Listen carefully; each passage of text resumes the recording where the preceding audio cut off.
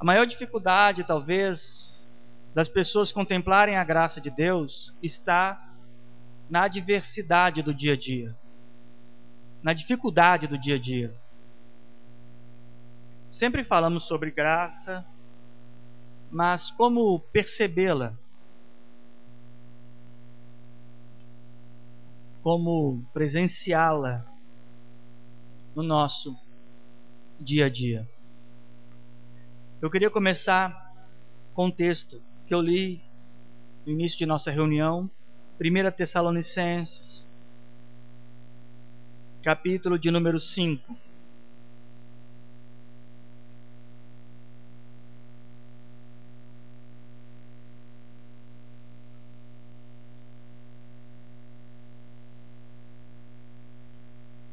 Primeira Tessalonicenses, capítulo de número 5.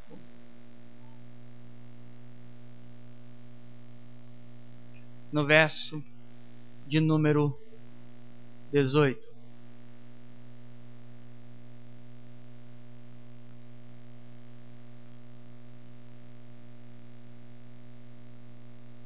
Diz assim: em tudo dai graça, porque esta é a vontade de Deus em Cristo Jesus para convosco.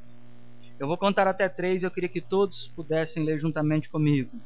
1, 2, 3.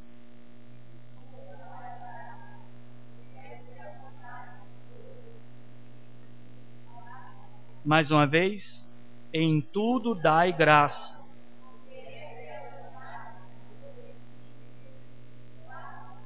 Vamos orar? Pai eterno, ensina-nos, ó Deus, a contemplar a Tua graça, a compreender, ó Deus, a Tua graça. Que nessa noite nos oriente pela Tua palavra, nos conduza, ó Deus, nos esclareça. Faça que a Tua palavra traga a nós uma grande compreensão de Sua graça. É o que eu te peço. Em nome de Jesus. O apóstolo Paulo, como eu já disse em outros momentos, a carta aos irmãos aqui em Tessalonicenses, o intuito da carta é prepará-los a compreenderem a eternidade. A dificuldade deles era de entender a morte, a perda, conviverem com tantos irmãos indo embora. E Paulo, juntamente com Timóteo, está preparando eles a não só compreender a morte, como entender a eternidade, como compreender as coisas que vêm pela frente. Então você vai ver que ele passa o capítulo de número 4 e os capítulos de número 5 descrevendo sobre qual é a condição da vida eterna, como que ela se manifesta, como que os mortos ressuscitarão, como que será a subida da igreja, a transformação em glória plena. Ele transcreve isso para pegar uma dificuldade que eles têm da percepção da morte de seus irmãos, para virar aquilo um estímulo para a vida eterna deles. Então, depois que ele dá o conselho dizendo de que o Senhor irá buscar a sua igreja, ressuscitando os mortos, e elevando juntamente com os mortos os vivos, tendo eles o corpo transformado em glória, preparando eles para a subida para a eternidade. Depois que ele descreve isso tudo, ele vai agora informar qual deve ser a conduta deles nessa expectativa. Olha, qualquer coisa que eu ensinar ou ler para vocês, ou insistir com vocês, se vocês não tiverem o mínimo de zelo pela vida eterna, tudo será inútil. Se na consciência de vocês qualquer orientação que eu possa dar, ou que as Escrituras possam dar, se na mente de vocês não repousa uma perspectiva qualquer de eternidade, será inútil toda a instrução. Se eu falar com vocês de qualquer aspecto que vocês precisam aperfeiçoar, desenvolver, crescer, amadurecer, em qualquer aspecto, você não tem o mínimo de perspectiva de eternidade, será inútil. Será inútil. Será desgastante para você.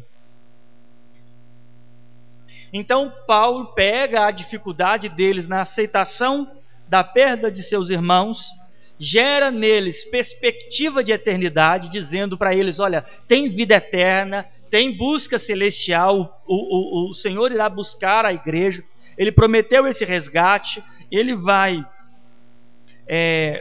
preparar uma salvação, uma esperança de salvação eterna.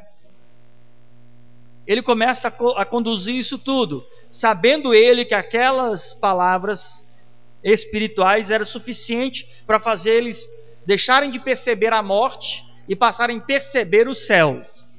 A partir daí ele começa a dar instruções para eles na terra, para aqueles que esperam os céus.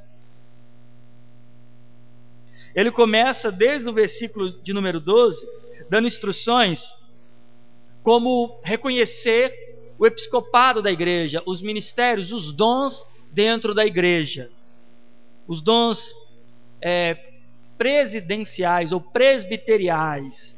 Ele diz assim no verso 12: rogo-vos, irmãos, que reconheçam os que trabalham entre vós e que presidem sobre vós no Senhor e vos admoestam. Então ele diz assim: olha, se vocês têm expectativa de vida eterna, eu estou mostrando para vocês que vocês precisam levar em consideração aqueles que estão doutrinando vocês. Tenha por consideração estas pessoas.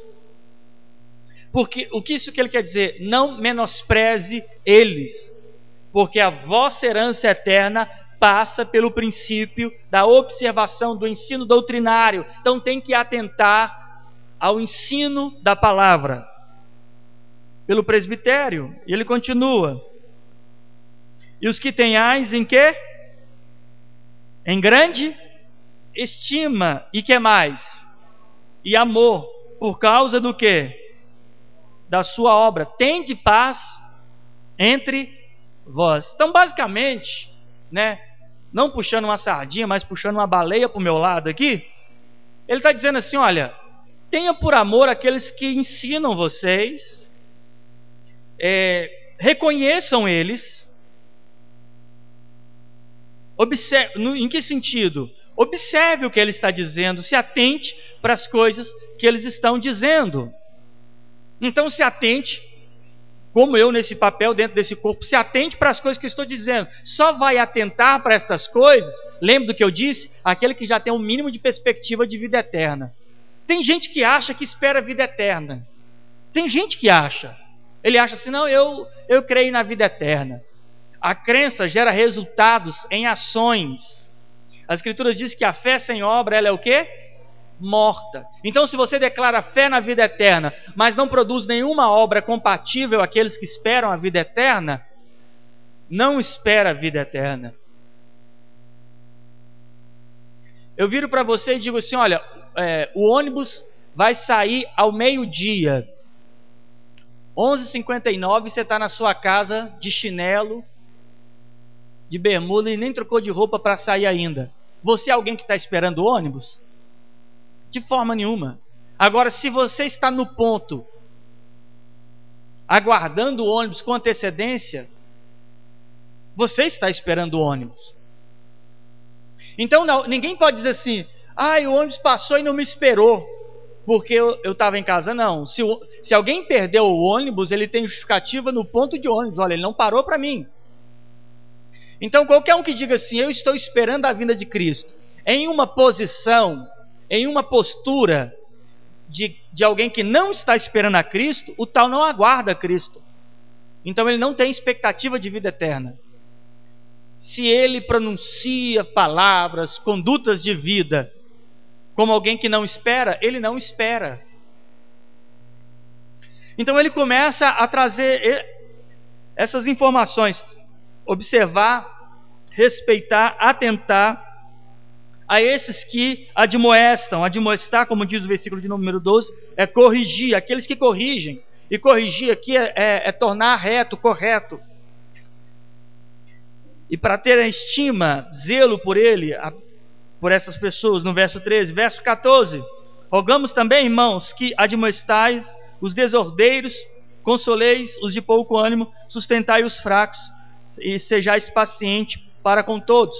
Então ele dá outra informação para quem espera a vida eterna. Olha, primeira coisa, quem estiver fora de ordem, um ao outro corrige. Por isso que a Bíblia diz, exortai uns aos outros. Exortar uns aos outros é um mandamento para os salvos. É por isso que um não salvo não suporta uma correção de um para com o outro. E é por isso que um outro não salvo não tem interesse nenhum em corrigir aquele erro que está presenciando. Ele diz sobre admoestar os desordeiros, aqueles que estão fora da ordem, consolar os de pouco ânimo, dar injeção de ânimo, de esperança naquele que tem pouco ânimo. Esse pouco ânimo não é falta de fé e crença na palavra. Pouco ânimo é diante a adversidade não conseguir ver meios de saída. Sustentai os fracos. Os fracos aqui são neófitos, aqueles que ainda são religiosos. Sustentar é dar sustento. Como é que você sustenta uma criança? Dando ela o quê? Alimento. Aqui sustentar ou dar suporte, suportar, é você transferir conteúdo para o fraco de entendimento. É aquele que possa ser um religioso, descrente totalmente da verdade ainda, muito apreço a princípios religiosos, ou aquele neófito que está caminhando na fé. O verso de número 15 é maravilhoso para quem espera a vinda de Cristo. Vede, irmão, vede que ninguém dê a outro mal por mal, ou seja, sem tomar lá da cá, mas segue sempre o bem, tanto uns para com os outros, como para com todos. Está todo mundo esperando a vinda de Cristo, todo mundo tem esperança de vida eterna, então não paga mal com mal. Se alguém te fazer mal, você não vai responder à altura fazendo o mesmo mal. Seguir a paz é ter isso como princípio de vida. Segue a paz, ou seguir sempre o bem, é você ter sempre por princípio isso, tanto um para com o outro e no coletivo, de todos, não só dos seus próximos, mas com todos. Aí diz sobre regozijar sempre, ou seja, alegrar sempre, sempre esteja satisfeito, gozo em Deus. O verso 17, orai sem cessar. Alguém que tem expectativa de encontrar a pessoa que ama, né? Imagina aí que o casal, as pessoas que se amam, um viaja, o outro fica longe um do outro. O que normalmente eles fazem? Eles, tô chegando, dia tal eu chego, tô indo, tô na estrada, tô aqui na beira do caminho já, tô no portão, aí eu na sala. Nós oramos porque temos esperança de encontrar com o nosso grande amado. Estamos distantes fisicamente, mas pela oração temos contato contínuo com aquele a qual nós iremos encontrar. A oração é a evidência de que você espera a vida eterna. Falta de oração, evidência de que não há perspectiva de vida eterna. Eu não tenho tanto desejo assim de encontrar com o meu Senhor. Orar e não orar não faz diferença. Agora, se eu tenho perspectiva, desejo de encontro com o meu eterno, por isso que Paulo vai dizer em Romanos, capítulo de número 8, que o Espírito de Deus intercede por nós com gemidos inexprimíveis. O contexto está falando de promover para nós oração intercessória para nosso encontro nos céus. Aí ele chega no verso 18 e diz, em tudo dai graça. E aqui é o ponto. O que isso representa? O que isso significa? Em tudo dai graça. O que representa em tudo dai graça? Será que é quando acontece alguma coisa que você não gosta ou foi ruim, você fala, ai, graças a Deus? Será que é isso que é em tudo dai graça? Dai graça é uma pronúncia de substituição de uma palavra de insatisfação, ainda que a insatisfação esteja no coração? É meramente isso que é dar graça? Que as pessoas dizem assim, não murmura não, em tudo dá graça. Se resume a isso? Em você perder o dinheiro e falar assim, ai, graças a Deus. Ou alguma coisa, você dá uma martelada no dedo e diz, graças a Deus. Será que é nesse contexto? O que é a graça? O que é dar graça? Prestar graça a Deus. Para isso nós temos que entender sobre o termo que nós utilizamos de um para com o outro quando nós estamos agradecidos. Eu já falei aqui como funciona, né? Quando alguém te faz um bem, o que você fala com ele? Muito obrigado. Para mim você fala, vai te catar. Não, é muito obrigado. Alguém te fez um bem, te fez um favor, o que você fala com ele? Muito obrigado. Outra pessoa vai dizer assim, ou só obrigado. O que isso significa?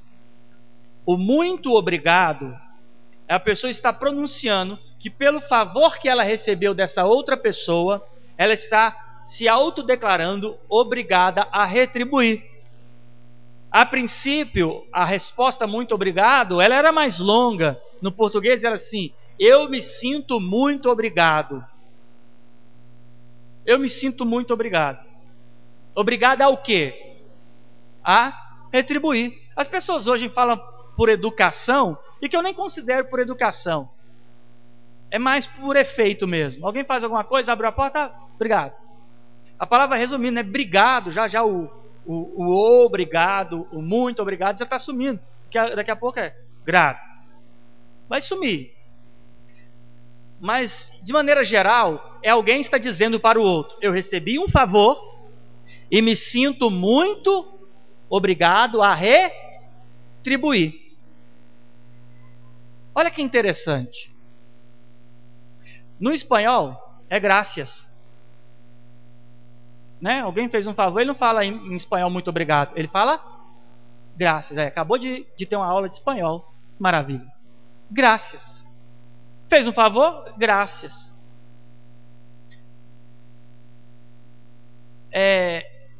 No francês é merci. Merci. Sabe o que é merci? Vem do inglês mercy, que é misericórdia. Então, 3 palavras. Eu me sinto muito obrigado, graça e misericórdia. Só nesses 3 idiomas, a resposta de alguém que recebeu um favor no português é muito. Eu me sinto muito obrigado. Se é no espanhol, graças ou graças. Se é no francês, é misericórdia. Eu fui alcançado uma misericórdia. Então, o que é a graça? A graça é um favor de Deus que me alcançou e que o resultado dela me leva a me sentir muito obrigado a retribuir a sua misericórdia. Então, isso que é implantado em nosso idioma são as sutilezas da verdade do Evangelho, dentro do próprio idioma, dizendo que quando alguém te faz um favor que você não merecia, que você não tinha capacidade de realizar, você tem que se sentir obrigado a ele. Isso é uma graça que você recebeu. Você foi alcançado pela misericórdia de Deus. Então, a Bíblia diz em Efésios que pela graça sois salvos. Olha o muito obrigado aqui em 2 Coríntios,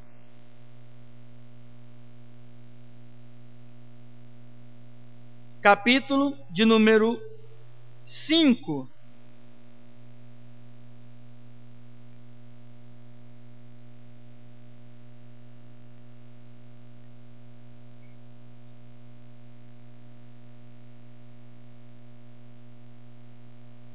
O verso de número 15 diz assim: Ele morreu por todos, para que os que vivem não vivam mais para si, mas para aquele que por ele morreu e... Então olha o que Paulo está dizendo. que ele morreu por todos, para que estes que agora vivem pela sua morte, não vivam para si mesmo. Agora estejam em gratidão, né? E gratidão, quando nós agradecemos, o que nós falamos? Muito obrigado. Então você, por ter alcançado a graça, este que agora vive se sente muito obrigado a retribuir. Isto na Bíblia tem um nome: ação de graça. O que é uma ação de graça? É uma atitude de alguém agradecido. E a atitude de alguém agradecido é retribuir. Lembra do Salmo 116? O salmista diz assim: o que daria eu pela salvação que tenho recebido? Ele se questiona. A resposta dele é um muito obrigado, dizendo: beberei do cálice da salvação, proclamarei o seu nome e pagarei todos os votos e toda a minha palavra diante de ti e diante do seu povo. Vou cumprir com a minha palavra. O salmista se pergunta: o que eu posso fazer para retribuir? Ele entende que a graça que ele recebeu o faz se sentir responsável a retribuir. De que forma? Sendo obediente. Então volta lá em 1 Tessalonicenses, capítulo de número 5.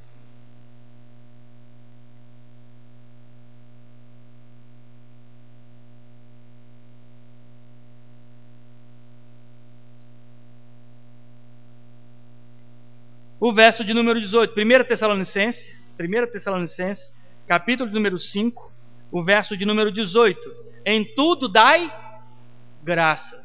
O português hoje tem uma palavra própria para isso: agradecer. Agradecer vem de dar graça. De dar graça é retribuição de favor. Porque a graça é de nós para com Deus ou de Deus para conosco? É de Deus para conosco. Você vai ver em alguns momentos, por exemplo, até Davi dizer: se tenho achado graça diante de ti. A gente dá a entender que como se Davi tivesse alguma graça nele para que Deus ficasse satisfeito. Não. Quando ele pergunta se tenho achado graça diante de ti, é que a graça de Deus esteja resplandecendo na vida dele. E não que a sua própria graça esteja diante de Deus.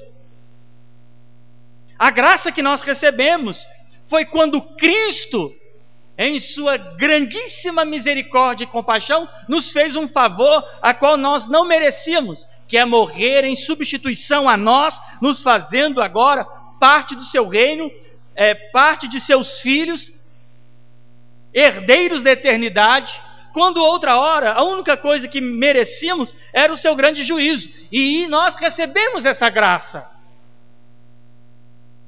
A graça que nós temos agora é quando nós sabemos que éramos incapazes de fazer alguma coisa, recebemos esse favor. Então agora é a retribuição. Não é uma palavra que você fala porque ficou chateado, em tudo dai graça. Não, é uma retribuição.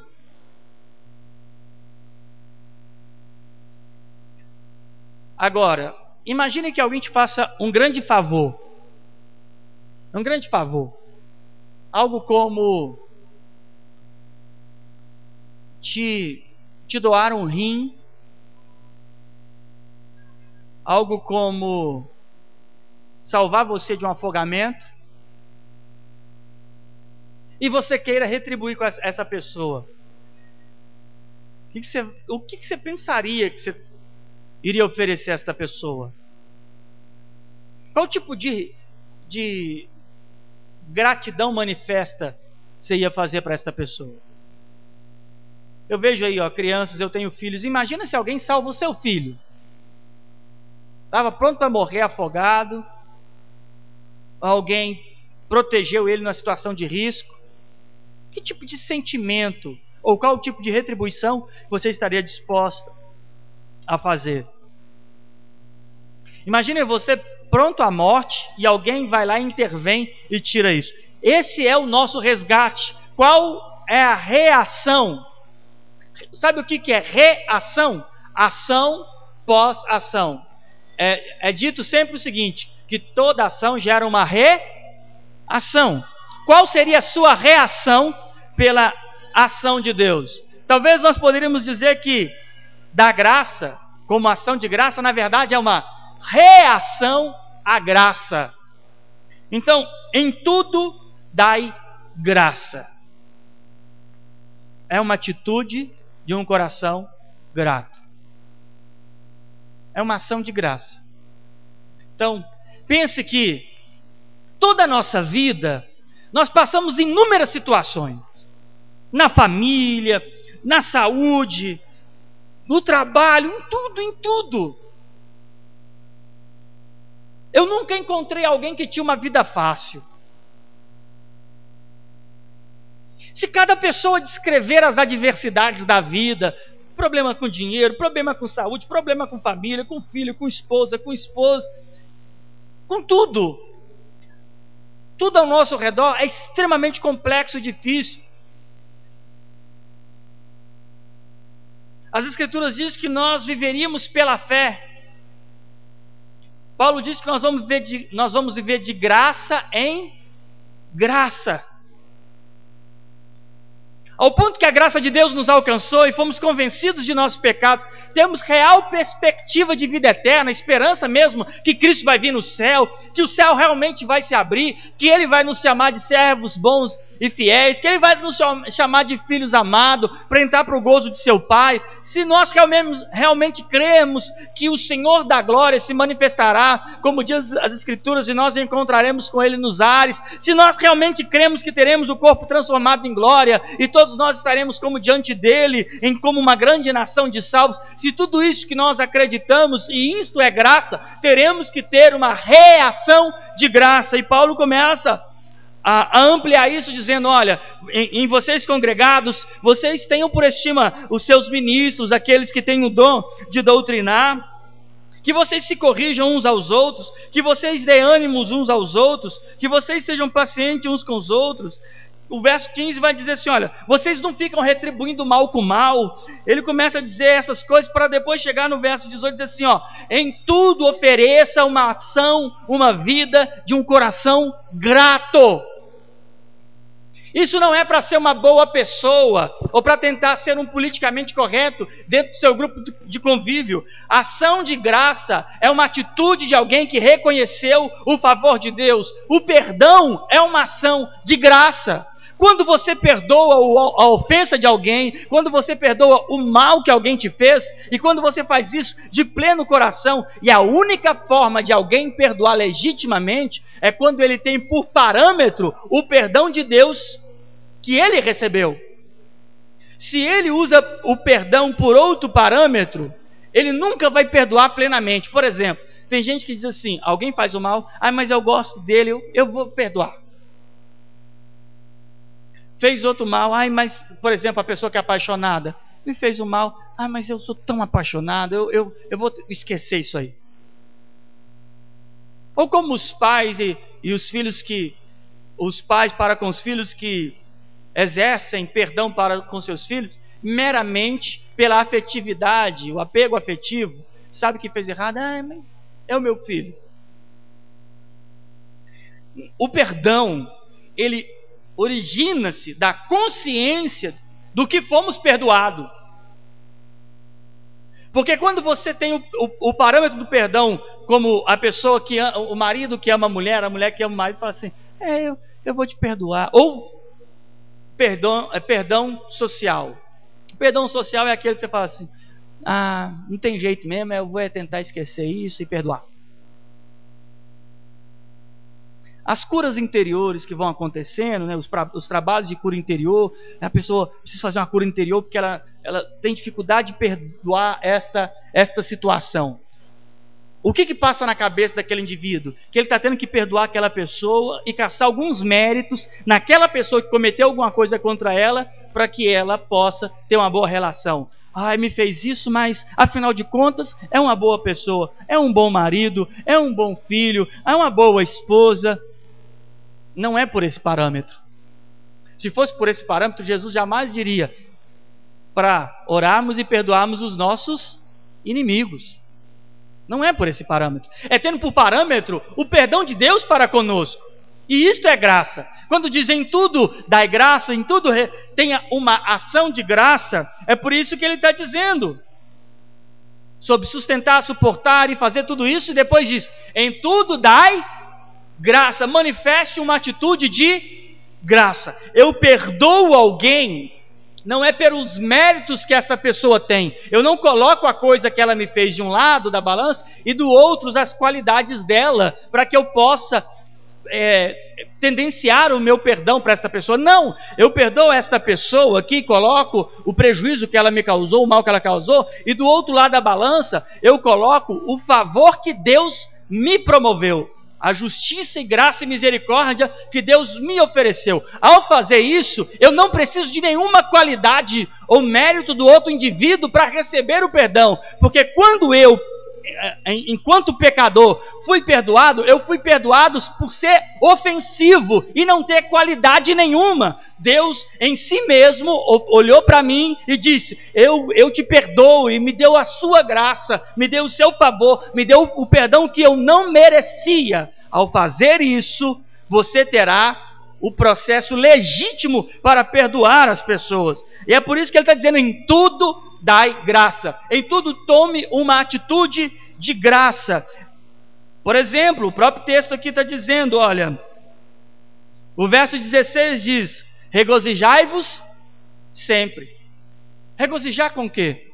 Com o que eu vou regozijar sempre? Vou ficar que nem um bobo alegre? Ficar com um sorriso forçado no rosto? O que é regozijar? Ele está dizendo, tenha satisfação e gozo em todo o tempo. Agora, com o quê? Com o mundo? O Senhor Jesus nos disse que no mundo nós teríamos o quê? Aflições. Tem como regozijar com o mundo? Vai ligar no Datena e vai ter uma vida alegre. Liga no Balanço Geral. Liga na TV Senado. Vai ver como é que é alegre. Você vai conseguir ter um dia feliz. Não, não é com o mundo. Tem gente que acha que este gozo é a alegria que ele tem por circunstância. Eu tenho momentos felizes, como também tenho momentos tristes. Mas o meu gozo, a minha satisfação, ela não está resumida ao momento feliz ou triste. Ela ultrapassa o processo do dia bem e do dia mal. O gozo aqui é um gozo específico. É nas coisas que ele concluiu, até no capítulo 4, falando sobre vida eterna. Então, regozijar sempre em quê? Na promessa da eternidade. A coisa que tem se tornado difícil é cristãos olharem para a eternidade. Dia triste você vai ter. As escrituras dizem que há tempo para tudo debaixo do sol, não é? Diz que há tempo de sorrir e tempo de ficar o quê? Triste. Não há tempo para tudo debaixo do sol? Aquele que já riu já chorou, aquele que teve um dia bom já teve um dia ruim. E assim vai acontecer. Agora, regozijar sempre é com algo específico, o favor que Deus promoveu.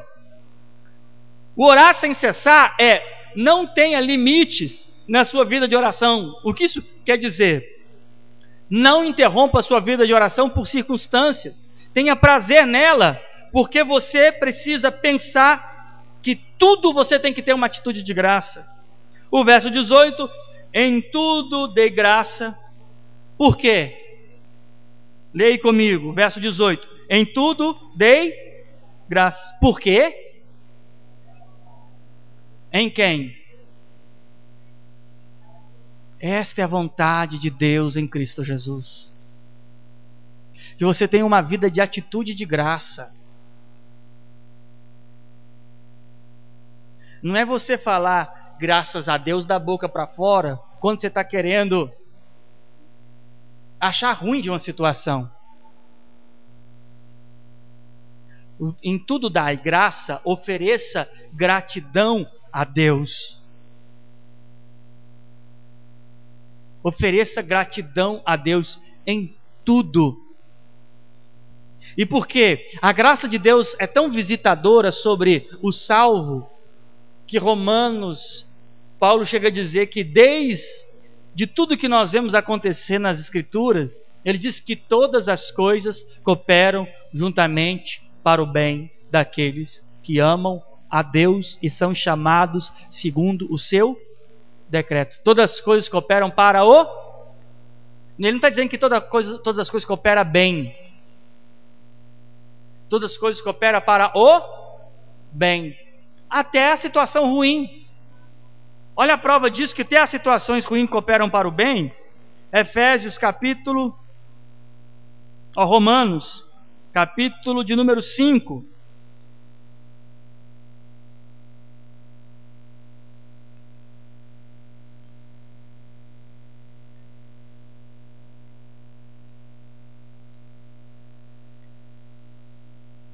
Atenta-se bem às palavras do versículo, a partir do versículo 1. Sendo, pois, justificados pela fé, temos paz com Deus por nosso Senhor Jesus Cristo, pelo qual também temos entrada pela fé a esta graça. Olha, temos entrada pela fé a esta graça. Vejamos, na qual estamos firmes e nos gloriamos na esperança da glória de Deus. E não somente isso, também nos gloriamos no quê? No que nós nos gloriamos aí? Nas tribulações. Sabendo ou tendo a consciência que a tribulação produz o quê? A paciência. Olha que absurdo. Uma dificuldade torna alguém melhor. Isso só pode acontecer para quem está infiltrado, quem está penetrado, quem está para dentro do reino da graça de Cristo. Está dizendo que a tribulação produz o quê? Paciência. E a paciência, a experiência ou maturidade, um caráter aprovado. Então a adversidade vem sobre a vida do salvo, que tem agora a paz com Deus em Cristo Jesus e que está firme na graça dele. A tribulação vem sobre ele e isso vai produzir nele uma paciência. Uma pessoa que tem paciência. Sabe o que a gente pode traduzir pela palavra paciência? A junção de duas pequenas palavras: ciência, né, conhecimento, e paz. Ciência dá paz, consciência que tem paz. Quando alguém fala assim, fulano de tal é tão paciente, é porque ele tem consciência da paz.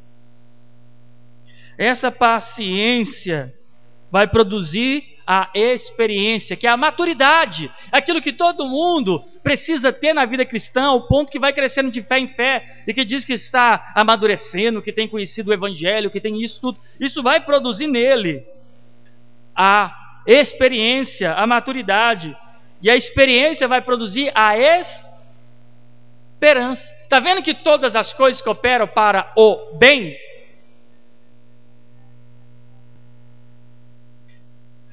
Olha, uma coisa eu tenho certeza: nem tudo na sua vida vai dar certo. Recebe aí, né? Nem tudo na sua vida vai dar certo. Mas uma coisa eu também tenho certeza: se você confia plenamente na graça de Cristo, os teus olhos estão firmados na eternidade, tudo que acontecer na sua vida vai cooperar para o seu aperfeiçoamento e crescimento em Cristo. Então tudo coopera para esse fim. Então, oferecer a Deus uma ação de graça, porque esta é a vontade de Deus. É o que o texto está dizendo. Qual que é a vontade de Deus? Que vocês tenham uma postura de alguém que realmente é grato a Deus. Como que alguém que realmente é grato a Deus pode mentir? Como que alguém que realmente é grato a Deus pode tratar mal ofensivamente? Como que alguém que é extremamente grato a Deus pode dar prejuízos a alguém de forma prazerosa? Desejar mal. Qual é a vontade de Deus? Que eu tenha uma resposta de gratidão. Então, o que nós falamos quando nós agradecemos alguém? Muito. Basicamente, você está dizendo a Deus assim: olha, Deus, eu me sinto muito obrigado a retribuir. Olha como é que ele pede para retribuir. Simplesmente, ame ao Senhor de quê? Todo o coração, de toda a tua alma e com toda a tua força. E o segundo, quando você vê alguém te ofendendo, se sinta obrigado.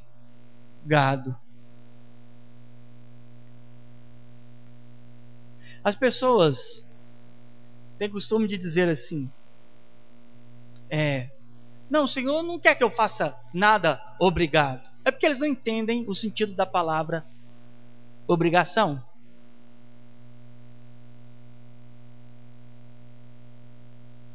É a ação de alguém que reconheceu a graça de Cristo.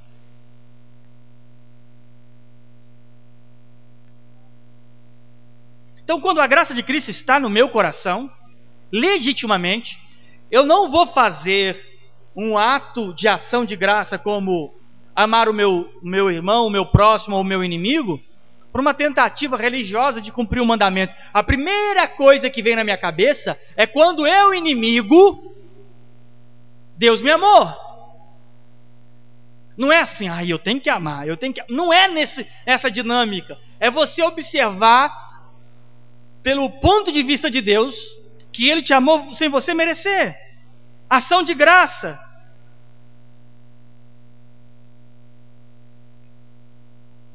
Só que o texto que nós estamos lendo aí em Romanos, ele termina num negócio interessante, ou conclui um negócio interessante, capítulo 5, vai dizer assim, o capítulo 5, versículo 4.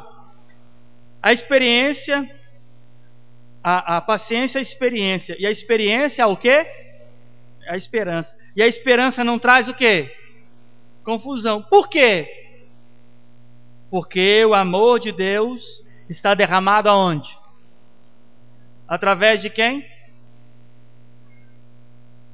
Então, ele está dizendo que, olha,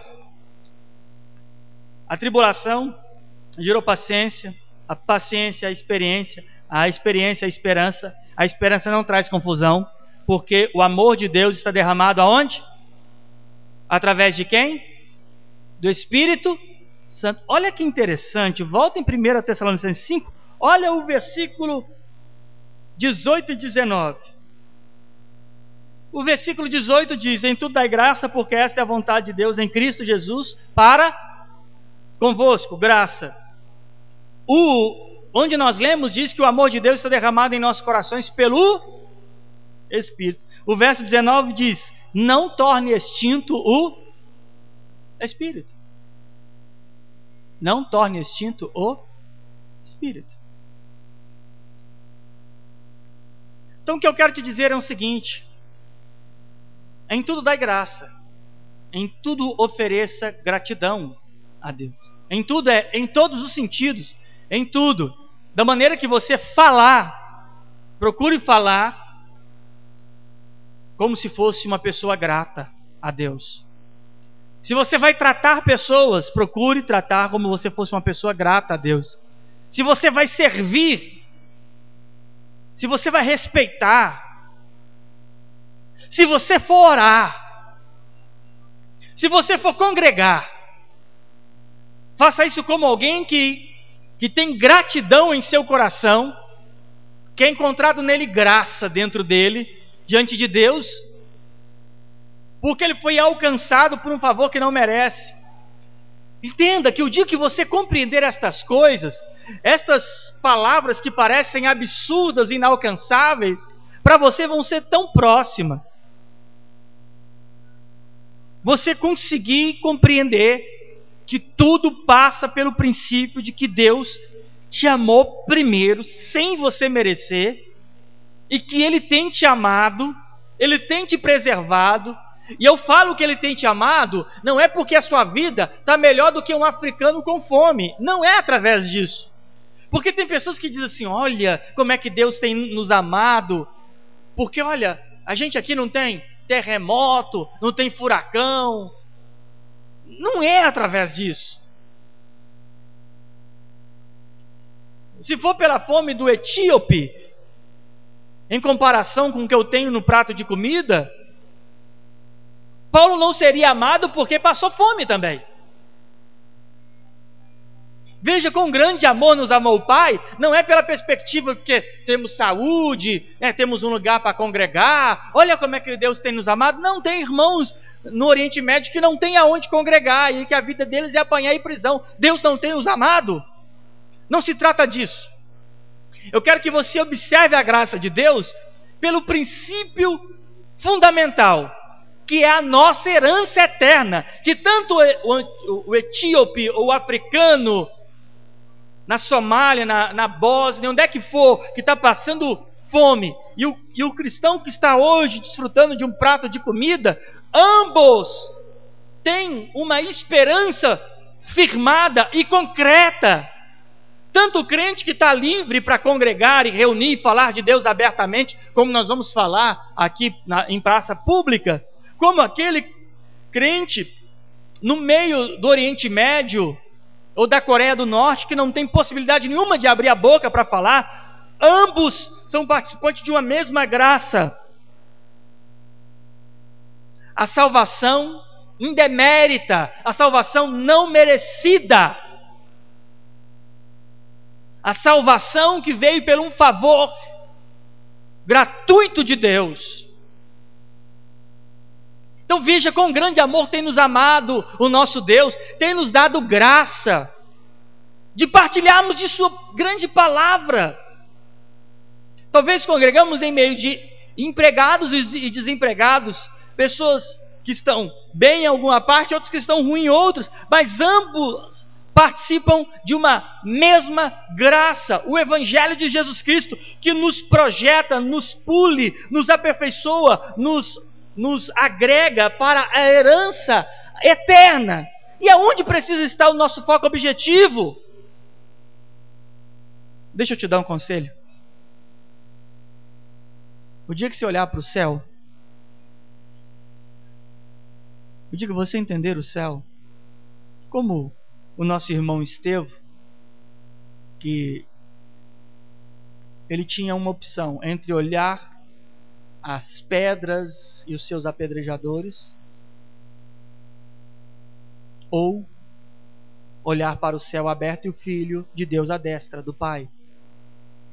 Enquanto Estevão estava sendo apedrejado, ele não dizia: eis que vejo as pedras que caem sobre mim. Ele diz: eis que vejo o quê? Os céus abertos e o Filho do Homem à destra do Pai. O dia que os céus for o seu foco, até pedrada você não vai ver. O dia difícil não vai ser o mais difícil de todos. Sempre haverá uma esperança. Em tudo dai graças. Por quê? Porque você sabe por que você tem que dar graça? Porque esta é a vontade de Deus em Cristo Jesus. É para isso que Cristo se manifestou, para gerar em você um coração grato.